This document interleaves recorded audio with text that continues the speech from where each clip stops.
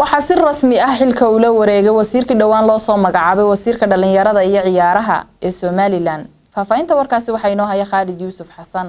waxaa maanta magaalada Hargeysa lagu qabtay xaflad ay xilalka kula wareegayaan wasiirkii hore wasaaradda dhalinyarada iyo ciyaaraha iyo dalxiiska Somaliland Cabdilaahi Faarax Maydhane wasiirka cusub ee dhawaan madaxweynaha Somaliland u soo magacaabay wasaaradda dhalinyarada iyo ciyaaraha Cabdirasaaq Waaberi Rooble. xafladan oo ka qabsoontay hoolka weyn ee Soonyo ayaa ugu horreyn waxaa madashaasi ka hadlay agaasimaha dhalinyarada iyo ciyaaraha Maxamed Dabeeye iyo gudoomiyaha heer qaran Siyaad Cumar Cali. hadaladoodina waxay u dhignaayeen sida tan: waxaweyaan kuwasta isticmaalka Ingiriiskana ma ayna lahayn jirin associationno hay'ado runtii ka shaqeeyo gaar ah horumarinta ciyaaraha oo dhan xamar buu ahaan jiray.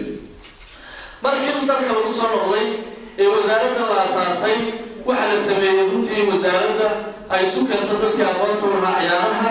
waxaa la aasaasay institutionada aan marnaba dal adduunka ka mid ah ka maarmi siyaasadana kole codsiga marwada ku helay baahida dhalinyarada haysata wasaaradda kulliga kama dhawaaqto. dhalinyaradu waxay u baahan yihiin miisaaniyad qurux badan loo qabto si wasaaradda iyo howlgallada u shaqeeyaan. howlgallada wasaaradda laga rabo inay dhalinyarada jireeyaan ay ciyaaro u qabtaan.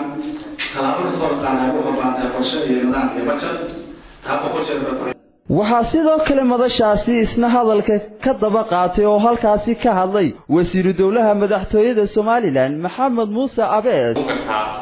ninku mar walba miqyaaska laga eega shaqaalihiisa ay wada dhaqmaan mas'uulka wanaagsani waa ninka ku xidhma ee saaxiib la noqda shaqaalihiisa. ugu dambeyn waxaa xafladaasi ka hadlay wasiirkii hore ee dhalinyarada iyo ciyaaraha iyo dalxiiska Somaliland Cabdilaahi Faarax Maydhane iyo wasiirka cusub ee dhawaan madaxweynaha Somaliland u soo magacaabay wasaaraddaasi Cabdirasaaq Waaberi Rooble. hadaladoodina waxaa ka mid ahaa: waa shaqaale iyo madaxdiisii isku duuban wax wada qabanayay.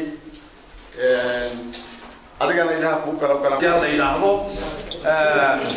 waxaan leeyahay waan idinla shaqayn doonaa. ballan baantaa madaxweynahana waa ka ballan qaaday inaan si daacad ah xilkayga u gudan doono.